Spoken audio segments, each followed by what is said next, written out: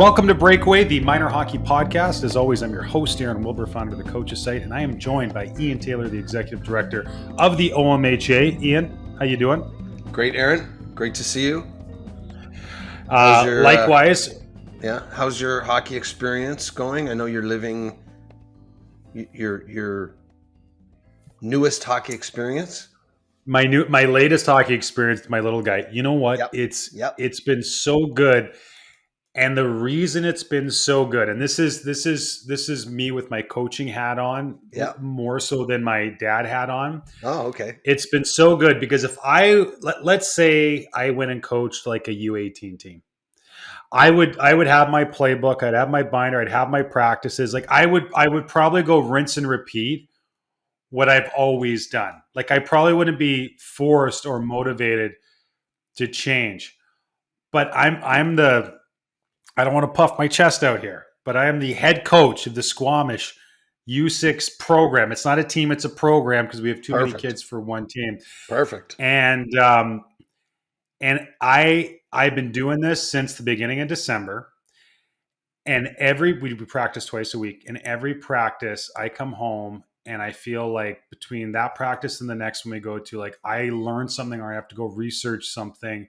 I feel like I've grown more as a coach in the last less than 3 months than I have in the last 3+ years, because it is so different. It's you know what we could do a whole show on this, and maybe we will one time. But I'll tell you, I went. My two guys. There's a big age difference in between, and I went from probably the last year coaching Brendan, my older guy, which would have been Bantam U15. Is that what it is now? U15, U16. Yep. And then going back to what would be U6 with my younger guy. And I remember at the Green Machine, that was our team. And amazing. Yeah, and I remember telling people there was I could go and run, as you said, U18 practice, U16, no problem. Just let's go. I had to plan for that U6 practice. I had to have a bunch of tools on the ice and props and stuff, right? So I had stuff I had to bring with me, and I had to have 3 extra drills in case one went south real quick, right? Like it wasn't just automatic that you could run, this drill and people would know. I had to have an alternative and an alternative to that alternative if it didn't catch. But so I totally agree with you. That's like, can I say I was probably coaching more at that age group than I was at the older age group. Pure coaching. Oh. Yeah. 100%. And yeah. And you know what? Like I would, some of my key takeaways are one, just with the work we do at the Coaches Site, I am so motivated now because I recognize that in most places in North America, at this age group, in the first few years of a kid's minor hockey experience, we're just winging it. Like we really are. Like we're just winging it. And depending on where you live and who the volunteer parents are on your team, your kid might get an A++ experience, but they also might get a C- experience, albeit with a group of parents who are super passionate or are doing their best. Greatest intention. There would just be a huge chasm. And I'm like, hey, we got to fix this. Cause like little things, right? I'm like, okay, we're going to organize the coaches. So we'll get to the rink and we'll talk about it, practice before we go on the ice. No, we won't, because we're all getting our kids dressed. So you don't have time to do that. So then you're like, okay, well, how do we communicate the practice plan in advance? Then you have things like, you're on the ice with the other parents, and there's just some nuances that when you take a screenshot. So when I'm on our WhatsApp group and I take pictures of my practice plan and I'm like, okay, Tom, you're doing this one, Jared, like little things like parents will be like, the drill's not working. And I'll come over. I'm like, what's going on? And it's like, oh, they're not stopping the kids one at a time so they go through it. They're just letting them all go. And then the drill falls apart, even though it's like an obstacle race, because the kids start bumping into each other. And you're like, okay, like unless you go through that, you wouldn't anticipate that that's a stumbling block. So I think it's really demonstrated to me that I think as a hockey community, I think it's in everybody's interest for all of us to put our best ideas in the pot and say, whether you are a young person or a kid who's 5, 6, 7, 8 years old, starting their hockey journey in Squamish or in North Bay or in Florida, wherever it is, Yeah. let's make sure, for the sake of our game, that we make that the best introduction to the sport for the kids and the parents possible. So the parents are like, this is awesome. Like, we're in, let's go. Like, we're That's in, it. like, that's what we want to see. So, Well, good for you, but man. it's a ton of fun. It's a ton of fun.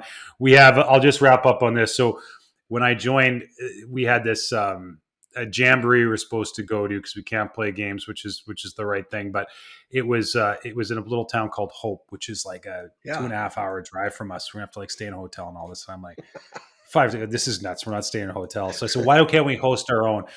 People are like, I don't know. Could we? And I'm like, for sure we can. We can host our own. We'll get some local associations. So we're hosting this jamboree next week.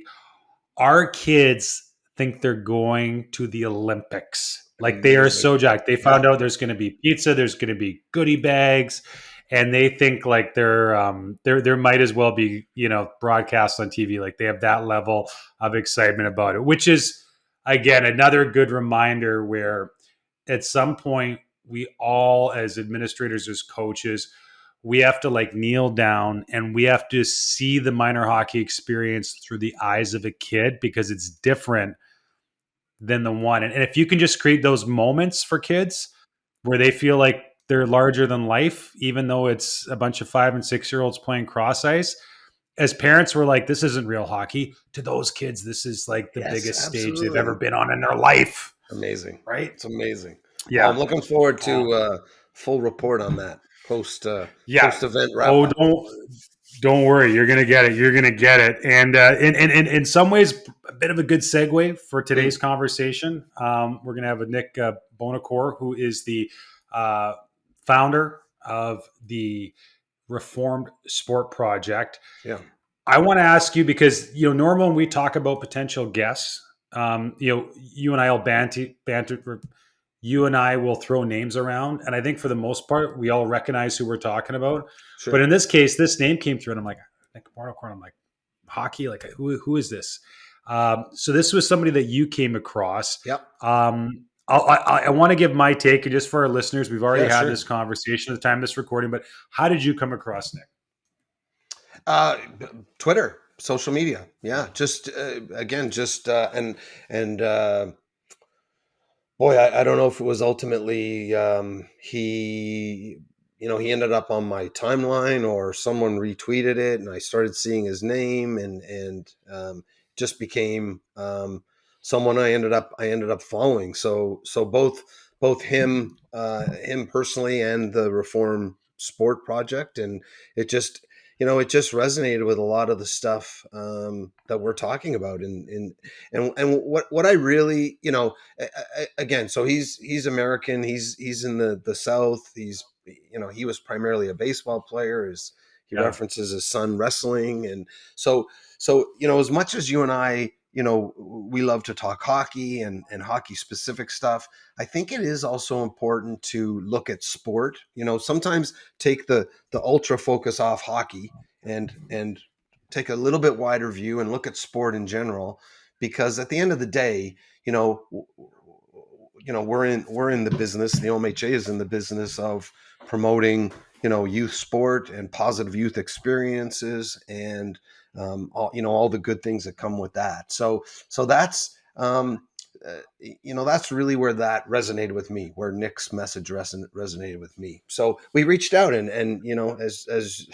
as we both found out, he's willing to talk, and he's got some ideas. He's passionate. He is so passionate. So one thing we didn't get out of the conversation, which I'd love to go back, and he kind of alludes to it. It's kind of clear that Nick, prior to founding the Reform Sports Project, I would venture to say he was probably pretty successful. I got the impression maybe he worked in finance previously in New York. So bright guy, right? Sure.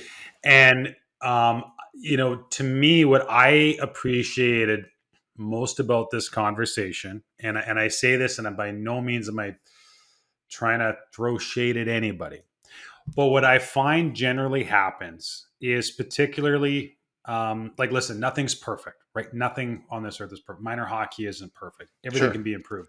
But I Yeah. think when a lot of parents, particularly those that might be categorized as like, A-type personalities who have been really successful, they have means. When they don't like something, they just go and in their own mind create something better, or they just make a lot of noise, which in turn creates an even less positive experience. What I like about Nick is he said, I'm going to do something to help fix it. Right. I don't have this, the silver bullet.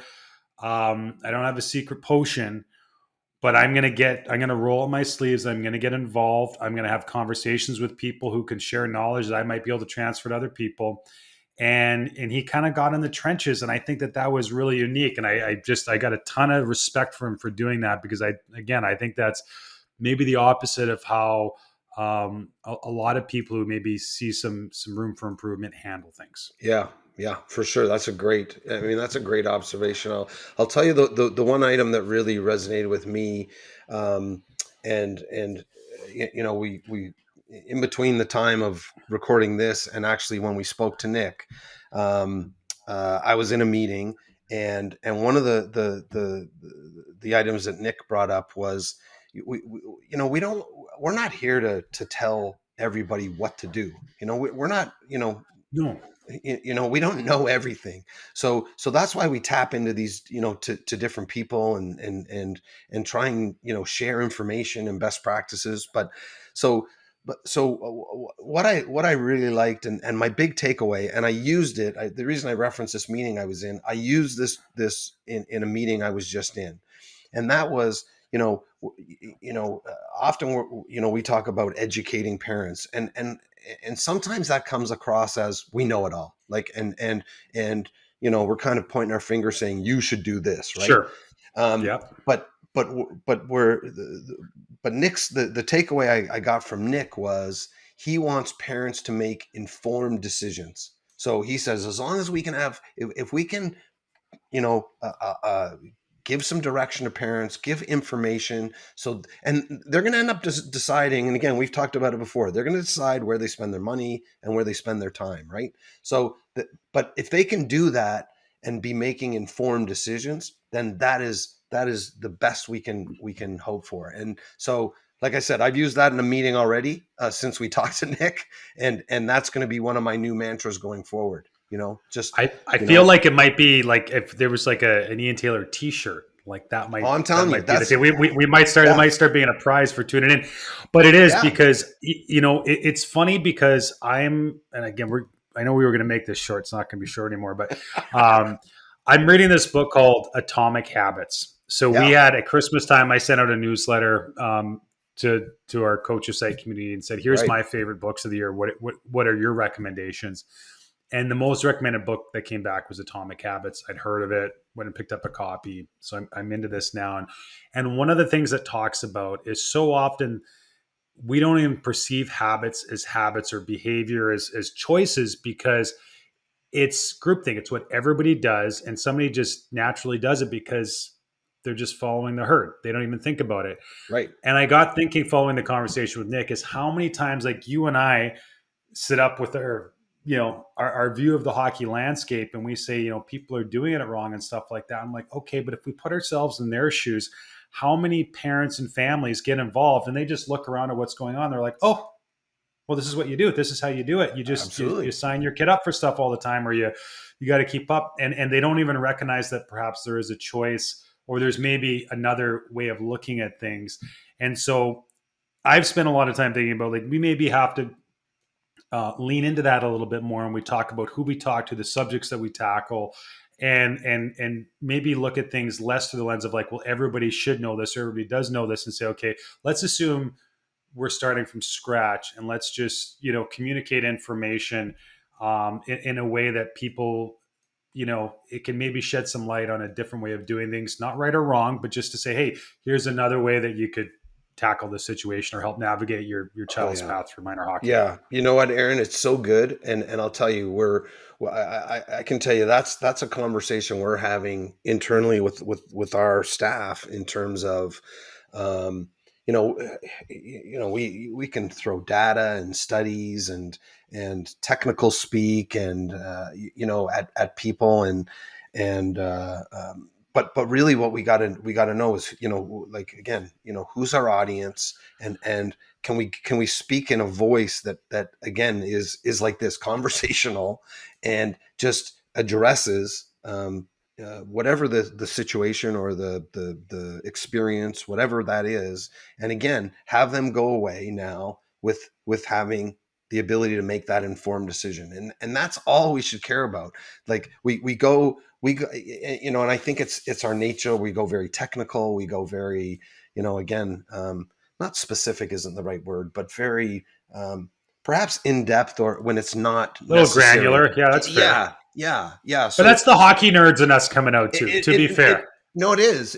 So Yeah. so I think we're talking about the need to determine who our audience is, what voice we're going to use, and do exactly what you're talking about. You know what I mean? And just say, and it might be as simple as, these are our beliefs and here's why, and this is what we think, the benefits are, right? Like it could be that simple. And Yeah. and that starts a conversation, if nothing else. 100%. Well, I, for one, I think probably just to summarize my thoughts on it, I looked in the mirror and I said, okay, I need to be a little less preachy. And Sure. so that's Yep. that's my 1% better coming out of this episode. I'm going to do my Yeah, me best. too. Listeners, please hold Ian and I accountable to that. Yes. And but with all that being said, great time to jump into our conversation. It was a great one. It was a passionate one. Yep. Again, with our guest Nick Buonocore, the founder of the Reformed Sports Project. We'll be right back after the break. The Coaches Site is a proud partner of the OMHA, along with many of the top development organizations in the world. The Coaches Site was created to provide hockey's top coaches, leaders, and performance experts with a platform to share their experience and insights with amateur coaches and minor hockey organizations, with the goal of enhancing the development opportunity for all players. A membership includes access to 500 hours of educational videos, a library of over 700 drills, articles breaking down the latest tactics and systems, and our newly released Initiation Skills Series, which provides a video-based development curriculum for the first 3 years of a player's minor hockey career. Regardless of the level you coach, the Coaches Site is going to provide you the ultimate coaching toolkit. Listeners of the Breakaway podcast can save 25% off an annual membership by using the code OMHA when they register. Again, use the code OMHA and get registered today. And pleased to be back with Nick Buonocore from the Reformed Sports Project. Nick, great to have you on. Man, Aaron, thank you guys for having me on. I'm excited. I feel very fortunate, and let's get it on, man. I'm excited. Okay, so we're gonna just get a sense of where you are in the world. So North Carolina, is that accurate? Yeah, so I live currently in Wilmington, North Carolina, which is right. It's oftentimes hurricane central, right on the coast. So actually, where I am right now is about 1.5 miles, 2 miles from Wrightsville Beach. So we get smoked every few years by a big tropical storm, and we're about 1.5 hours north of Myrtle Beach. Well, you just said Carolina and hurricane, so our audience knows where you are now because that's what they're familiar with from a hockey perspective. I know you're looking at these types of conversations through the lens of all sports. Us coming from a hockey background, maybe can you give us have you been to a Canes game? We just had the outdoor game. I know visually it looks stunning. What's your experience with the game of hockey? So I'm glad you brought that up. So I'm originally from the Northeast. I grew up in a small town, not a small town, but a fairly decent sized city in Connecticut called Waterbury, Connecticut. But I lived for about almost 10 years in New York. 5 of those years were in New York City. So I actually had, believe it or not, season tickets to the Rangers for a couple of seasons. Oh, man. And I got to tell you, man, the worst thing in the history of hockey is TV, because it does the sport such a disservice. It is the most electric sport to watch in person. Nick, you just became a friend of the show. You can come back on whenever you want. Mm-hmm. No, I'm serious. I didn't really, where I grew up, hockey, I lived in a very blue collar area, so we didn't have it much, but in Connecticut, there's hockey. But when I went and watched the Rangers, when I lived in the city, I was like, holy cow, dude, these guys are flying around. It's electric. It's fast. These dudes are crushing each other. I think everybody who has a perspective on hockey who has never gone and see it live needs to do so. And I think they'll become instantly fans of the sport for sure. Very well said. And I would also assume that, if you were a season ticket holder of the Rangers for 5 years, that must give you like a PhD in heckling people.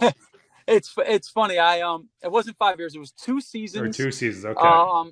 But undergrad. Yeah. But I wouldn't say I didn't really. I mean, honestly, I just enjoyed. And believe it or not, my ex-boss, his brother-in-law is Brian Leach. So that was one of the reasons. Yeah. So I got to meet Leach, and I got to tell you, I played golf with that dude a few times, and he hits the ball about 100,000 miles. It was unbelievable how unbelievably. I mean, the athleticism. Just watching him swing a golf club, I was like, this is unbelievable. But yeah, he's a legend. And, like I said, it was, I didn't really heckle though. I just got into the energy, man. The Rangers, it's anything you watch in Madison Square Garden is electric, especially the Rangers, man. Those people are diehard. I bet. And so take us through now. You didn't grow up playing hockey, obviously. Baseball was the sport you focused on. I believe that's fair to say. But just as overall, can you give us kind of the Cole's notes on your youth sports experience growing up? Yeah, so I played. I mean, you're right in that baseball was my primary sport. It's what I played in college. I got to play a year professionally over in Europe. But I mean, growing up, I played everything really. I mean, as best as I could. I played obviously baseball. I played basketball. I played football through high school. I was a quarterback and catcher on the baseball field and a quarterback on the football field.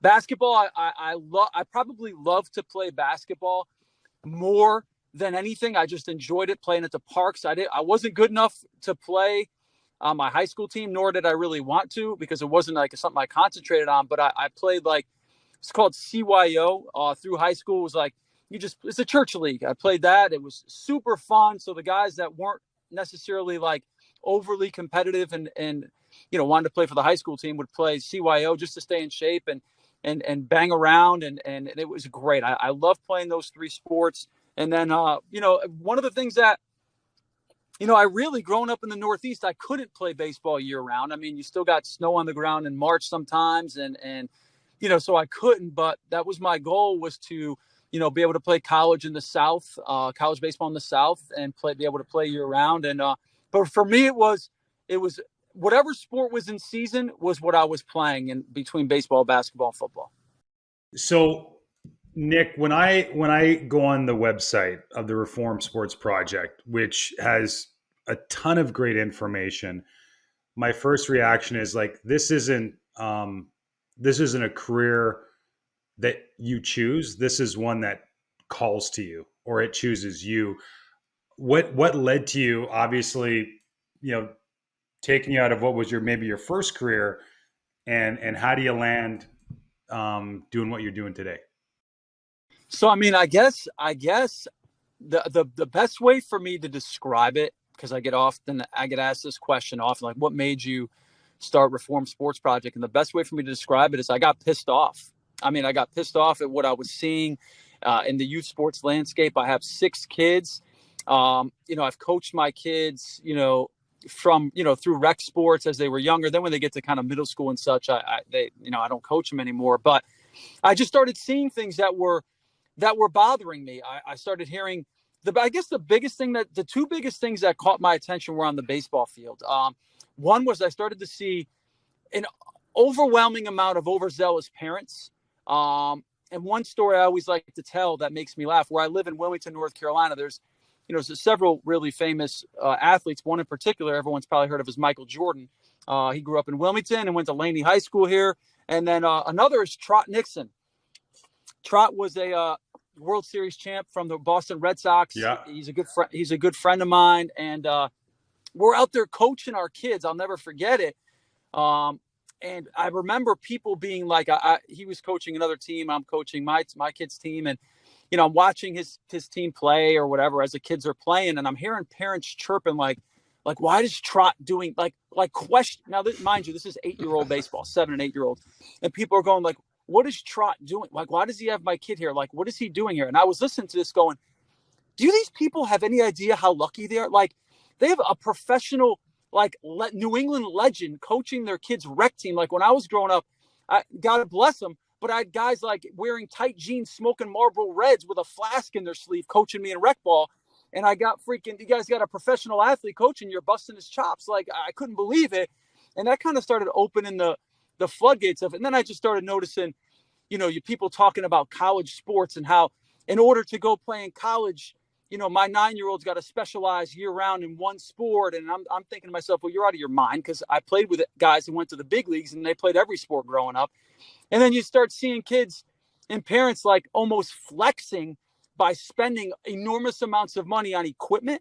And it's like, it was like a flex for them. I'm like, this is crazy. Like this has become a place for people to come and like instead of driving a Mercedes, I'm going to get like the best bats and load my kid's bag up. And I was blown away at how preposterous it became about the adults and not about the kids. And that's what moved me to start kind of researching, like, am I the only one that thinks this way? And to make a long story short, I started reaching out to contacts that I have in pro sports and collegiate sports, coaches and such, asking them if they're seeing this kind of culture shift with recruits coming up. And they all echoed my sentiment. Like, dude, we see it. We've been seeing it for years. It's getting worse and worse.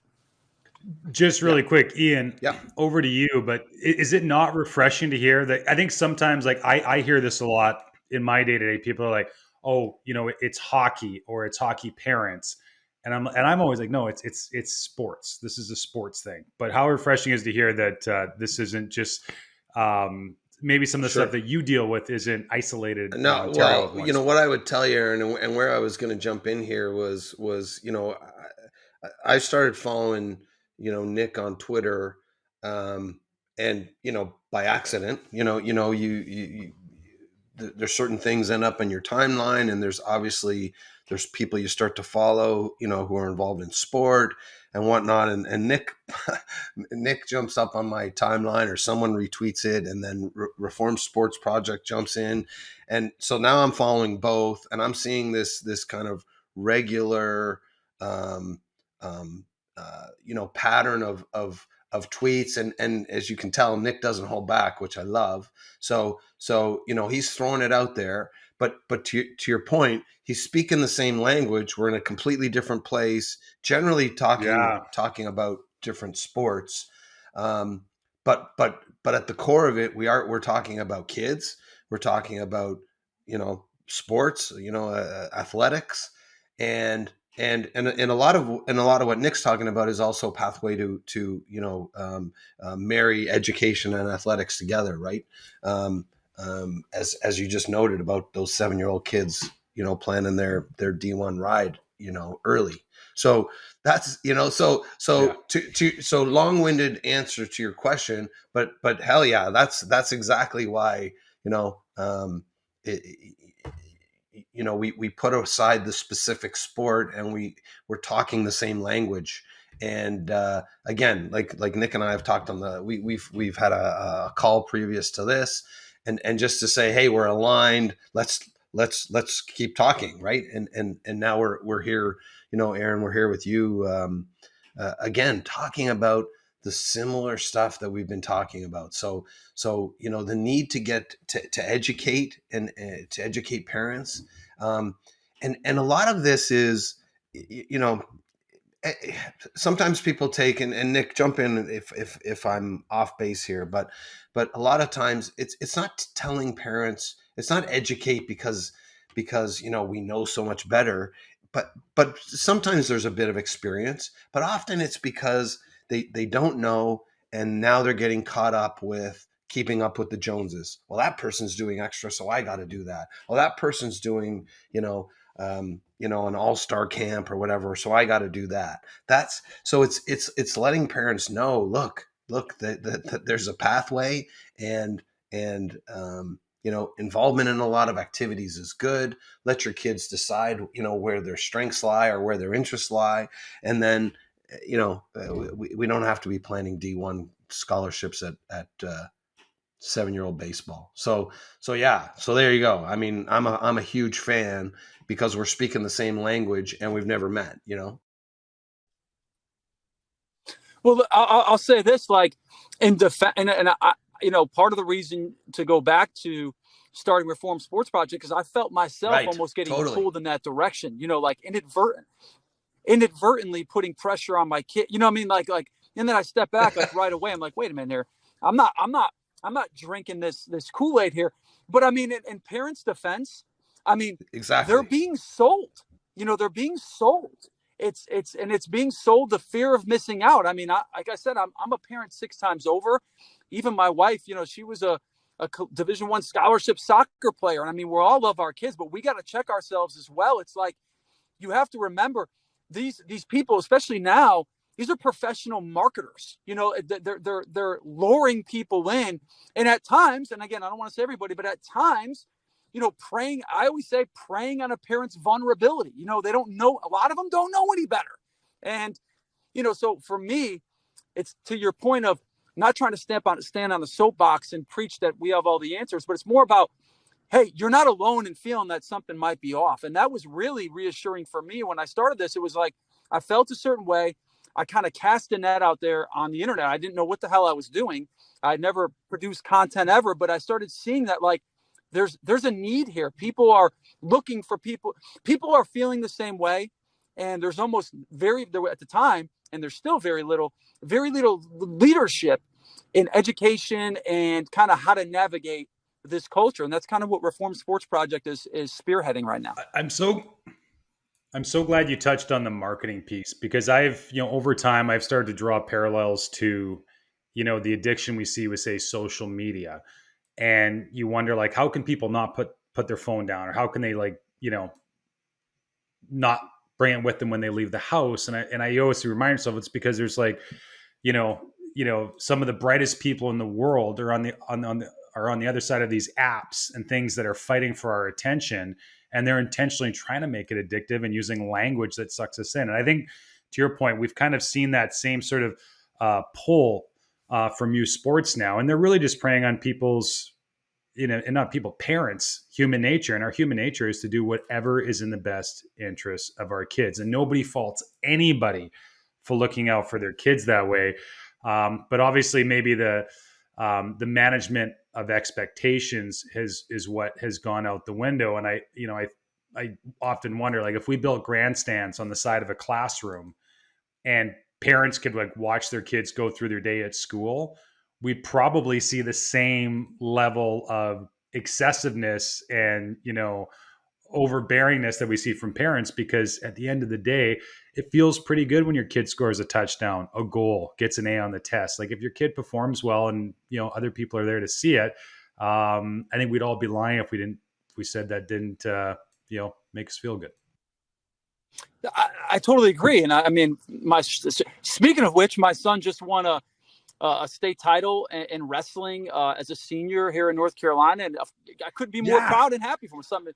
Something he's worked his tail off for years, and he's going to go wrestle in college. And of course, to celebrate that is a huge moment for our family, for him. And we're so proud of him, and it's exciting. And I think that's normal. I think that's there's nothing abnormal about that. And I feel like, I often get pushback, not that often, but it used to be, where people are like, oh, don't be a dream killer. If a kid wants to go pursue, go and play a sport at a specific college or whatever, or play pro, like, don't, put in his head that the odds are against him. Like, no one's killing dreams here. But there's also an education piece where maybe not necessarily for the kid, but at the same time, hey, parents, at least approach this with the mindset that, where the odds are, right? Like, like if your goal is to try to get as much money as you can to help with your kids' tuition for college, like the likelihood of them getting scholarship money or grant money or whatever it is is far greater for academics, and you have a little bit more control over that than it is for athletics. I mean, it's not even the same ballpark. So it's like, why is that a bad thing to educate parents on that? Because they should. It's like, if you decide to make an educated decision and you have all the information in front of you and choose to go a path, well, that's great. You're making that decision, an informed decision. And I think that's what we're trying to do at Reform Sports Project, is just trying to help people make informed decisions so that they don't feel like they got the wool pulled over their eyes, like many do. So let's talk about solutions, because I geeked out a little bit. I saw on your website you had Dabo Sweeney on your podcast, and I was listening to him recently, and he was talking about the state of college football and just that that if people just let the football people make the decisions, they'd get they'd create a better experience for the athletes, and maybe not having some of the hiccups, et cetera, with NIL and recruiting and so forth. But when it comes to youth sports, I kind of feel like it's the same thing, because the message hasn't changed. Like, I think like there's lots of people like yourself, and there's experts and college coaches, et cetera, saying, hey, no, like throwing extra money at it, having your kids play a sport 365, these things aren't making a difference. Like, the experts in the room are acknowledging that there's a better way, or that this isn't helping. And for whatever reason, maybe to Ian's point, it is kind of that FOMO effect. But have you seen firsthand any examples of a message that is getting through, or an example of an organization that has taken some positive steps to create a positive sporting culture? Because I worry sometimes that it's just like we're rolling downhill, and there's there doesn't seem to be anything that's going to stop it. Well, I'm glad you said that. And I think it's so important, because we're at like this youth. I mean, there was an article, and I can't remember exactly where it came from. Youth sports is roughly a $20 billion industry now. Well, there's a forecast that says it's going to be upwards of a $76 billion industry, or $70 billion industry by 2026.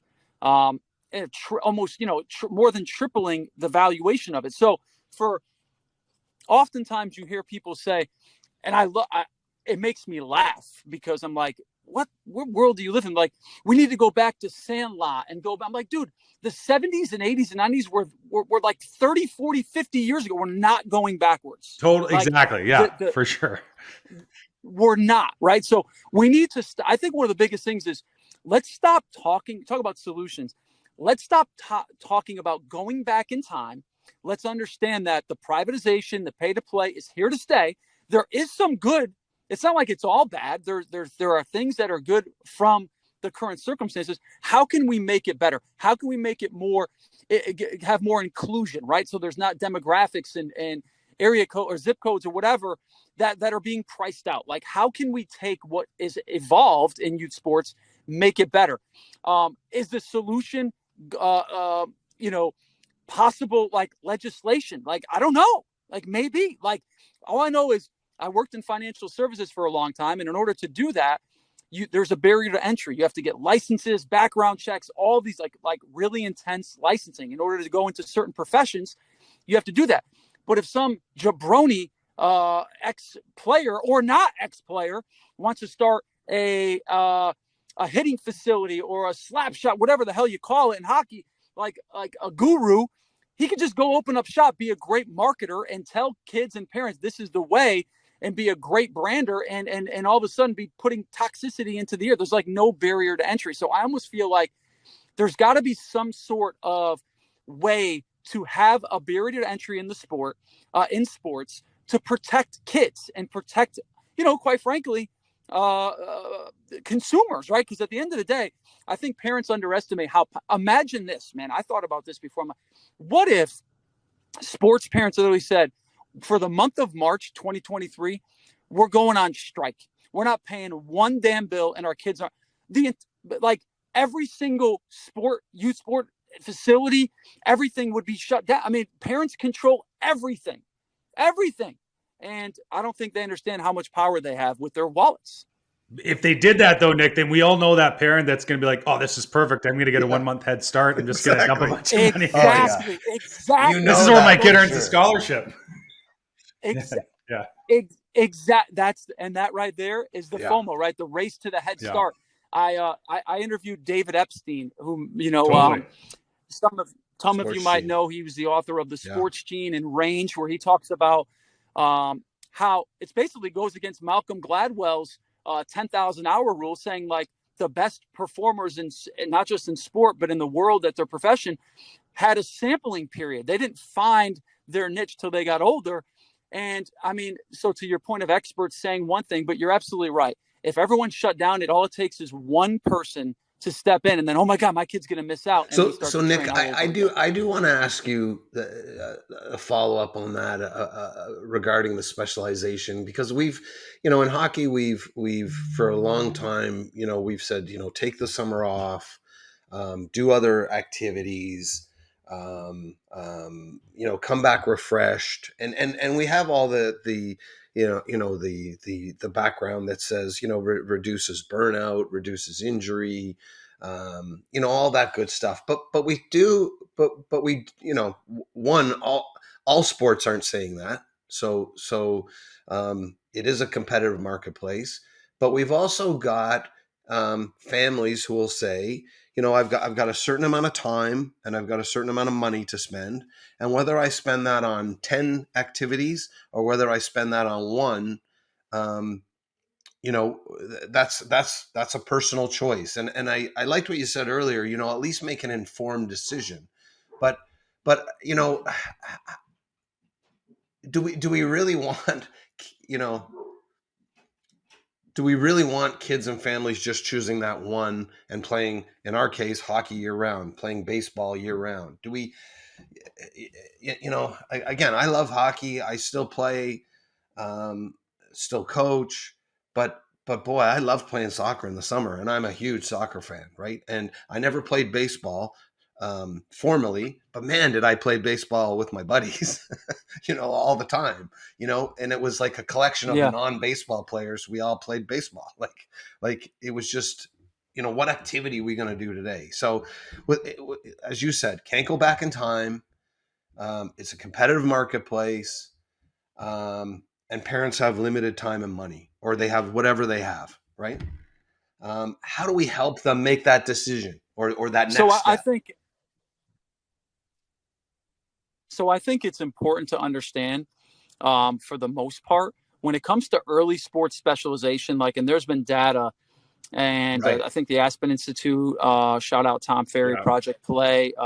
He's actually going to be a guest on our pod here in the next couple of weeks. I don't know when this will be released. The episode may already come out by the time this goes live. And they've done enough research to verify that the window of time when kids should be playing multiple sports and kind of letting their bodies figure themselves out and getting is 6 to 12. And then you have Dr. Andrews, who does all the Tommy Johns. I think he's the Alabama football specialist physician. Everyone knows Dr. Andrews' research. He says, the same thing, the later you can specialize, the better. But I mean, at the end of the day, I mean, the problem with early specialization is that it works. I mean, it works. And what it works is it works exactly that early in the short term. So if my kid, and I saw that my sons wrestle, right? We didn't get into wrestling. I had no idea what the hell it was. I mean, I knew what it was, but I didn't have any experience in it. Love the sport. Think it's one of the best. They didn't start till they were 9 and 10, and to some wrestling people, especially you go to states like Ohio or Pennsylvania or New Jersey, they're wrestling 3-4 years old and getting getting used to it. My kids started at 9 and 10. To be honest, it was a little later than some of the other kids.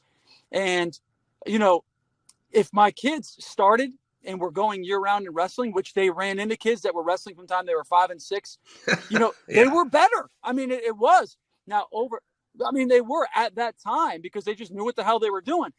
But what you have to trust is you have to trust the process. And more importantly, I always look at it like, will I regret? Now, to your point of what if my kid tells me, oh, Dad, I want to go play baseball he's 8 years old. I want to go play. And I do have an 8-year-old. I want to play baseball all the time. I want to go. Nomar Garcia-Parra, I didn't get this quote from him, but I read it. Many of you may know he was a all-star shortstop from the Red Sox. He's married to Mia Hamm, so they know a little bit about sports. He said, my kids tell me they like to eat ice cream. Doesn't mean I'm going to give it to them every single meal if they ask for it. So, I mean, I look at it, I'm like, at some point I have to be the parent to know, like, it's not in your best interest. And another thing is, like, what if my kid tells me he loves Spanish or he loves English or loves math? Do I go to his teachers and say, hey, we're cutting out all these other subjects so we can focus primarily on English? He wants to be a professor when he's old. That's ludicrous. I don't think anyone would ever in their right mind think that that's a good idea.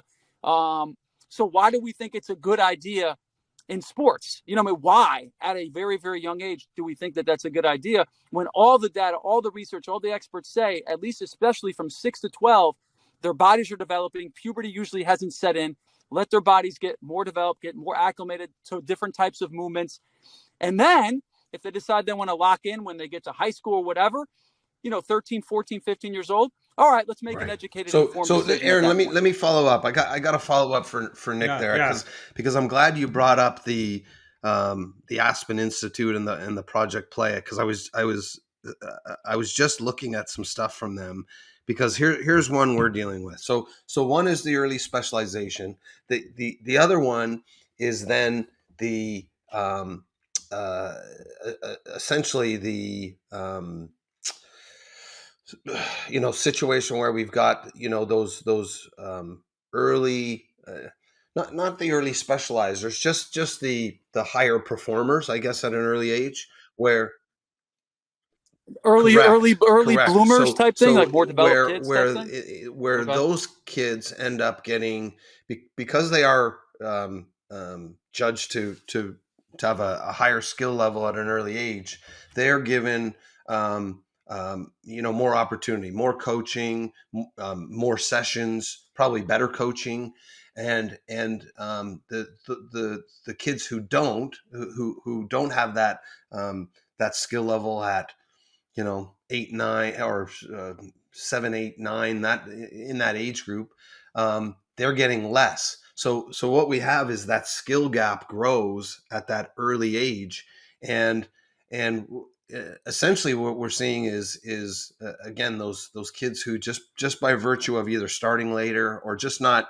having that skill level as they started up, they may just stay there. Again, these other kids pull away, or they leave the sport. They leave the sport and go find something else. And we don't end up realizing, hey, that kid could have been a great hockey player, but didn't get the again opportunity, coaching, frequency, that the kid who was judged to be better.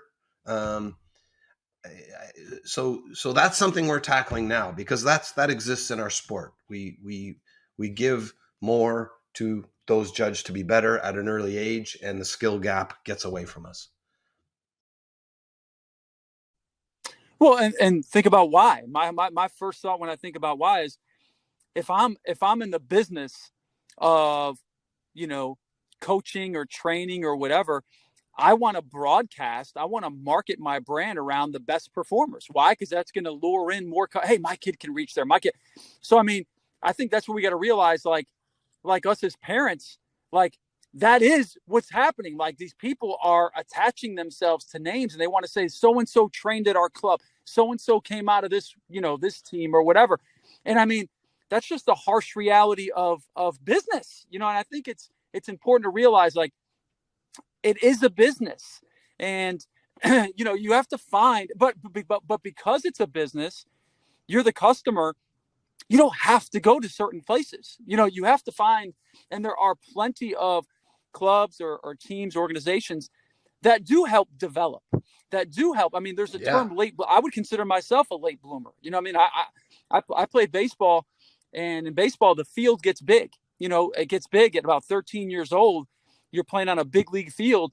And I remember I was a catcher, and I couldn't reach second base for like 2 years. Right. I mean, it was such a far throw, and it sucked, and it was hard.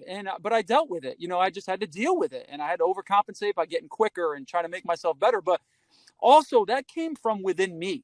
Oftentimes I feel like, people talk about, oh, it's this pandemic or epidemic of kids are dropping out of sports by age 13. All right. But when was that not happening? Like, it's this new phenomenon. No, it's not. Like, I graduated high school in 1997. I can think of countless amounts of kids who stopped playing sports by the time they were in 8th, 9th grade. I mean, it's been going on forever. Why? I look at it like it's not just because this new harsh reality of private sport. No, it's because it becomes more competitive. Cuts start happening. There's cut. If anything, I would love to see data. We don't have. I guarantee you, there's not data of dropping out of sports like prior to like the '90s, because I bet you it's the same. I bet you there's more kids participating now because you could pay for it. Back then, there weren't as many opportunities. You had to make your middle school team. You had to make your high school team. You couldn't just go pay to play somewhere at a club. So I would love, and I could be wrong. I'm not basing that on fact, but to me, it's like, what happens at 13? Well, kids hit puberty. They may decide they want to be in a band. They may decide that they don't want to compete. They don't want to be that serious, and that's okay. Like, there's nothing wrong with that. So to say, I feel like at times that argument of, well, kids are getting pushed out of the sport because there's a barrier to entry and all. No, it just things get more competitive as you get older, and I think that's the first step of sports. It kind of, and then I don't want to say, and do coaches play into that, weeding some kids out? Maybe. Is that good? No, but it's just the reality. Like, don't kill the messenger. Like, this is the reality. And at the end of the day, if a parent wants to pay and the kid wants to play, there's a place for them. But how much of it, I feel like at 12, 13 years old is when a kid who probably hasn't had a voice for the last 5, 6 years, because he just does what mom and dad wants him to do, now starts to probably offer a little bit of his own, his or her own feelings on the sport. I'm not really into that, and I don't think there's anything wrong with that. I'm not necessarily sure I'm sold on the idea that it's just because this huge epidemic of barrier to entry at 13 years old. I just think that kids find other things to do. I agree with you. Like the age group you're talking about, I'm in lockstep with you. I think where we're challenged is at, say, U9, 8 and below, 8 and younger. So where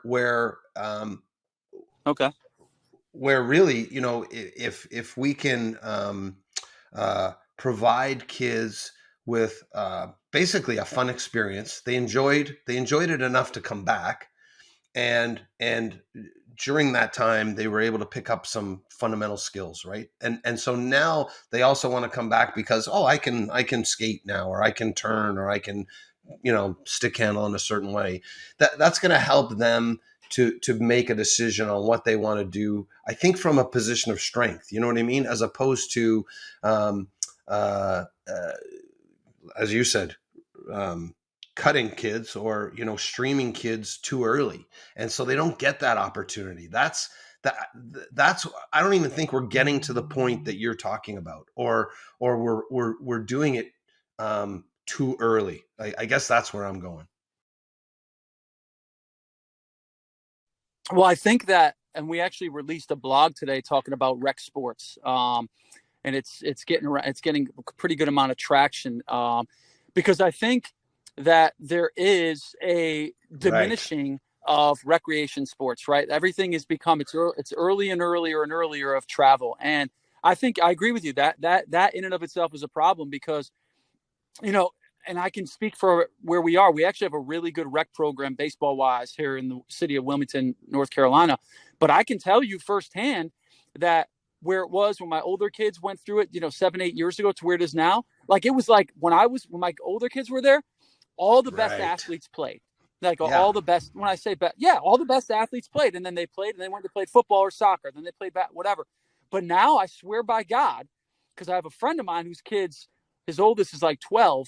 He went through it. He's like, dude, there are travel coaches literally telling in the area, and they may hear this, and you know what? They're idiots. I hope they do. They're literally telling parents to not bring their kids to rec because it's not good. Like, that's what's the message. And that's not just here. That's all over the country. They're telling. Now, meanwhile, at this rec park where we have, there's 4 baseball fields, a big concession stand. There's all the, it's like a great family night. If you have a couple of kids and it's a Friday night, your kids are running around having fun. There's a game going on. Exactly. It's like community based, but it's literally, you have these travel coaches telling parents that is not good. It's not good for their development as a baseball player. Your kid's too good to be there. It's a waste of their time. They need to be here doing private lessons. So parents are doing it, and I'm seeing it. So I can only imagine that's probably what you're doing. And that's, how do you combat that?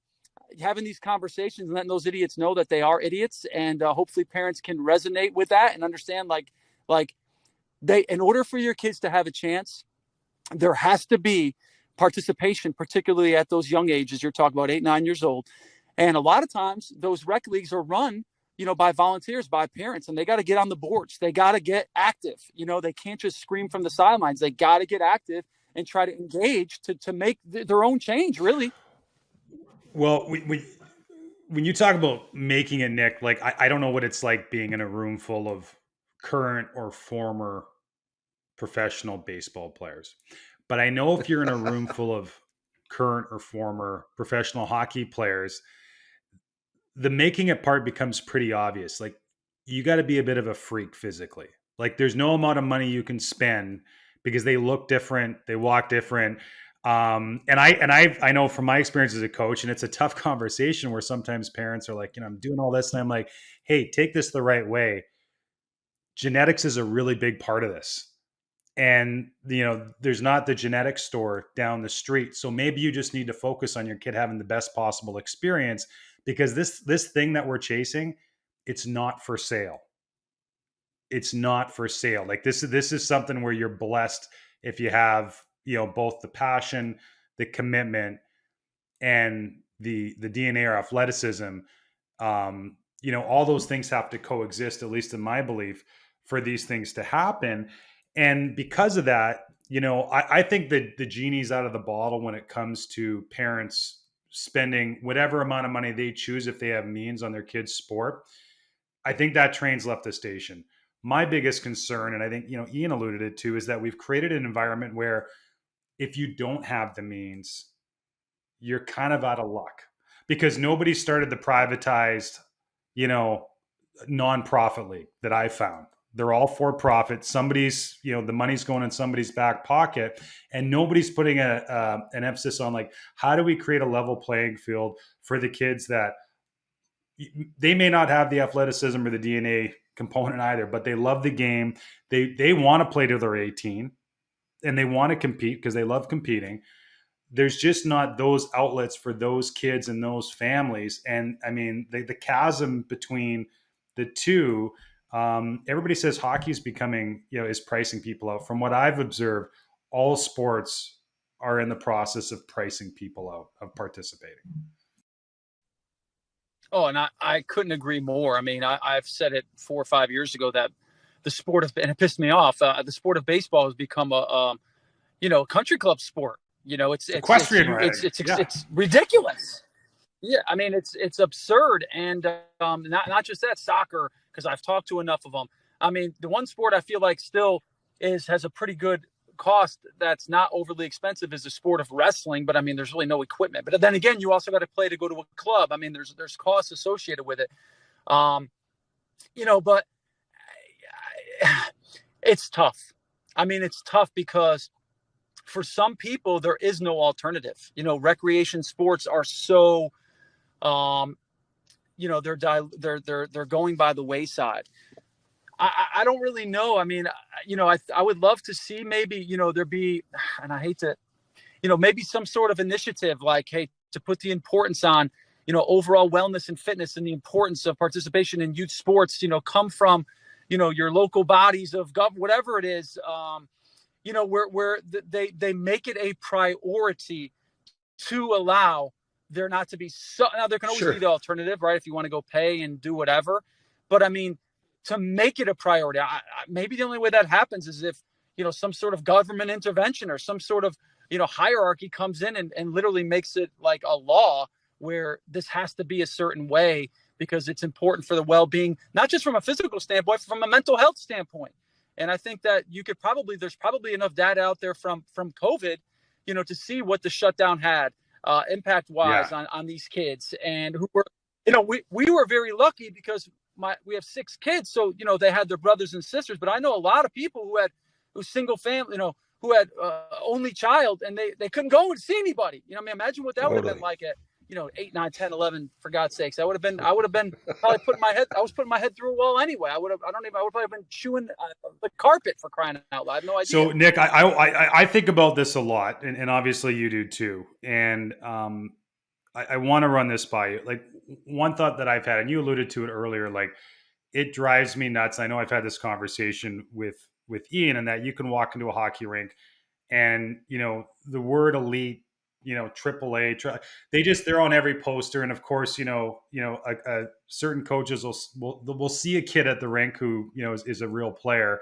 And, they just take his image off the internet. They throw it on their poster and say, oh, this player trains with me. And so I'm like, there has to be an auditing system of this group. And I'm not sure I'm not sure, at least in hockey, if that can be, the national governing bodies like Hockey Canada or Hockey USA. The more I'm around it, I think it might have to be a third party organization, but some sort of stamp for parents to say, if you don't see this on the poster, then this person doesn't have the education. They haven't taken the mental health training, and make it rigid. I mean, we deal in the coaches site. I mean, we deal with, federations in Europe. If you want to be a hockey coach in Germany, you have to literally put in about 10x the amount of hours to get your certification. Like, they make sure that they are trained, not just in the technical aspect, but just how to deal with young people.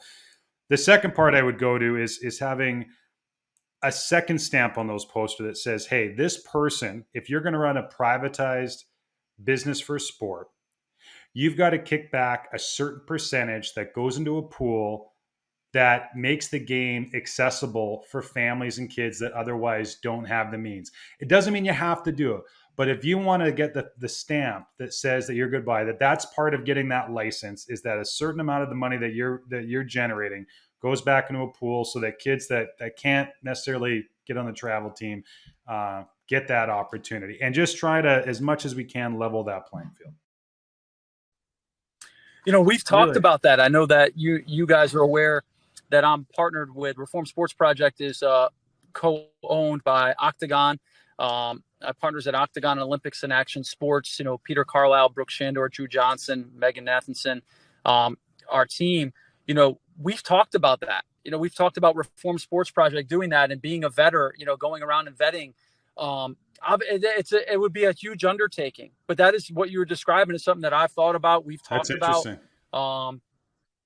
It would be, it would be, but if you think about how many clubs, it would be a huge undergoing, but I agree with you. I think that could be a huge, you're holding people accountable. Totally. You're holding people accountable. And like coaches, hold kids accountable, hold parents accountable. Who's holding the coach accountable? Who's holding the organization accountable? And that's I think something that's almost a no-brainer. And it would give parents that warm, fuzzy feeling, right? That okay, at least we know that they're most likely, or at least they've been vetted to where they're acting in the best interests of the kid. But again, you're dealing in the private sector, and but I'm totally on the same page with you in that regard. I think that there's definitely an opportunity for that. And hopefully in the next, couple of years or time, that we'll be able to have, a system in place or a leader in place who is spearheading that. And I hope it's us. It's funny. And I just to finish that thought, we recently relocated out of the city into a smaller community, and there's a lot of houses being built. And I can remember looking out my window one day and thinking, gosh, not anybody can build a house. You got to get a license. You got to prove that you're capable, that you're following all the rules. Anybody, I could go down to our local golf club and put up a poster and say $150 an hour, come get golf lessons with Aaron Wilbur, even though I'm not in any way, shape, or form qualified. But we need to kind of put things, if you're going to operate a business in sport, you got to meet certain requirements, and you got to be vetted that you are, and don't want to use the word expert, but you're qualified to be working with kids. Ian, last question, because I know are you picking up all 6 kids right now, Nick, or we just got to? No. I gotta get my 2 youngest ones. But I got a little bit of time. I got about another 15 minutes if you guys want. We're all right. I don't know if it's a question. I guess I guess 2 things. I think, Aaron, to your point about creating a standard. There's been a lot of discussion about that, and we've had a conversation internally and also with Hockey Canada, model minor hockey associations, and more of a quality assessment. You have these things in place governance-wise. You have these place in place on a risk management. You have this place in place regarding coach education. So I think we can do that. I've heard it. I've heard the financial part of it a different way. I know in Finland, when they were trying to grow female hockey, women's hockey, they If a club started a female program or team, that unlocked some funding that came from the government, for example, right? So there's a way of tapping into money by saying, hey, do this and you get this, right? So I think there's some room to do that. Nick, I guess, going forward with your work, so much of it along, like we're living this in terms of our kind of seasonal structure and calendar right now. And if you were going to pick one, do we target the new parent, the parent at the youngest ages? Do we target the people leading our associations? Do we target, the highest levels of sport to start saying, hey, minor sports should be, fun, inclusive, and safe, and the best will rise to the top. I mean, I know I'm asking you to take a very compelling subject and dial it down to something simple, but where do you start, or where do you think we should focus on?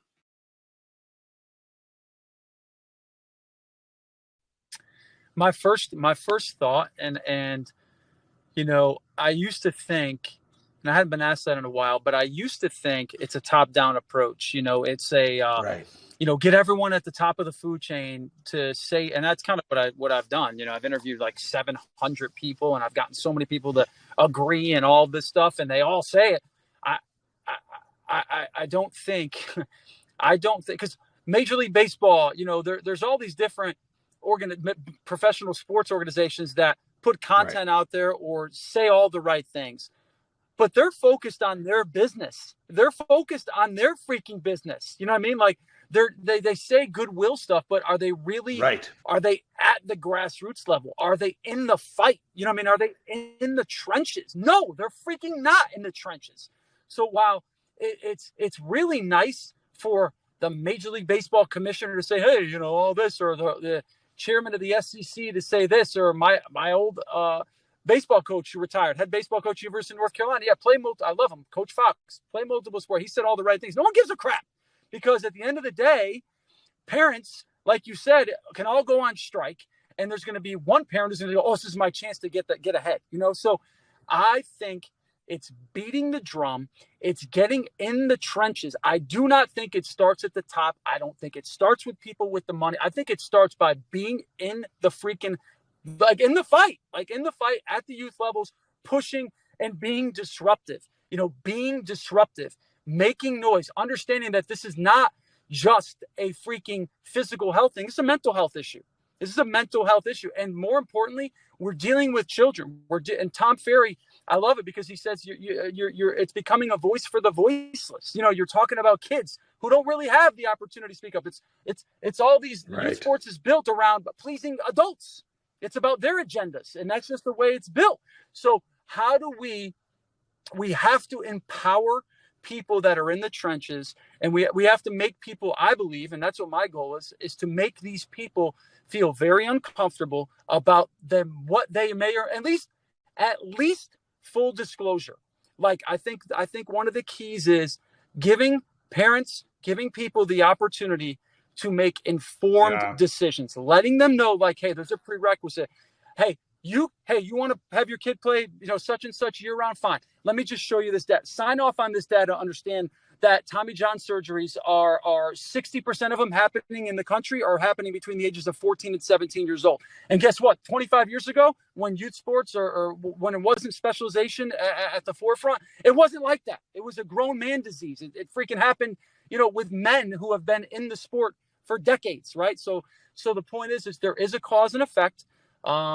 Understand the ramifications of it. Understand that, the identity issues that go in with putting all of your emphasis on one thing at a young age. These kids aren't mature enough to understand, and understanding that at times it could cause a kid to feel like the love they feel from you may be predicated on their performance in the sport. And that doesn't even happen consciously. Sometimes we overpraise when kids do really. So I think it's having people at the grassroots level disclosing this. And again, having the tools, having the means to provide this education, making sure people understand it. And then at that point, if they make an informed decision and at least they have that information readily available. Yeah. So I think it's about, you know what, Aaron, approach, I think for us, and I've just written it down here, informed, making informed decisions. That's going to be a mantra for us, because that's what we're talking. We're talking about, again, whatever pathway it is for whatever sport, and at each age, and when to introduce different, either technical aspects, tactics, whatever the case may be.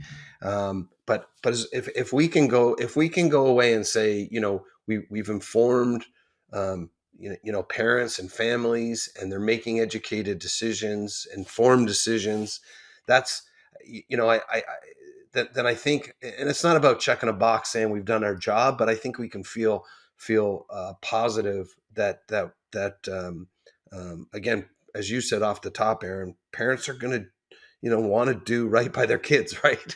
So that's an investment we can make in parents to allow them to make those informed decisions. Yeah, that's a mantra going forward, Nick. That's gonna be on stuff from us for sure. I mean, look at it the same way. Remember, I don't know how many years ago it was when you went to McDonald's, you had no idea. And then all of a sudden they were going home. You could see all the calories. Like, did that stop sales at McDonald's? Right. Hell no. It didn't matter. But I mean, at least, they had to demonstrate. Now you know what you're eating. All right. I mean, whether you choose to do it or not, it's up to you. I don't think obesity is getting less in this country. So, I mean, but yeah, I see what you're saying. And I mean, I can put my head to bed at night. You can put your head to bed at night knowing like, hey, we did everything we could to try to help. Well, hey, Nick, I for one wasn't familiar with you or your work prior to this conversation. I'm so glad that Ian put his hand up, invited you on. This has been super informative. I love the mission. I love the passion. We're going to need to get you back on. But for anybody that's listening and wants to connect or wants to follow, and I would encourage everybody, podcast is great. Lots of great information on your blog, the website. How can they follow along, and where can they find you? Well, reformsportsproject.com. You could follow me personally on Twitter at Nick_Buonocore. You could follow Reform Sports Project on Twitter, on Instagram, on Facebook is probably our biggest community, or our biggest channel. We're on LinkedIn as well. We just kind of got on there not too long ago. But I mean, LinkedIn, Twitter, Facebook, Instagram, and of course our website. And check out the podcast, which is available, Reform Sports Project podcast, wherever you listen to them. And really appreciate the opportunity to come on and share. I get fired up. I'm sweating. It's a combination of my passion plus sitting in my car. Plus it's 75 and I'm crushing a Starbucks. Yeah. I'm crushing a Starbucks. I am all jacked up now on caffeine. So let's go. Awesome. I Nick, love it. We'll be in touch. Thanks again, man. Yeah. Thanks, Nick.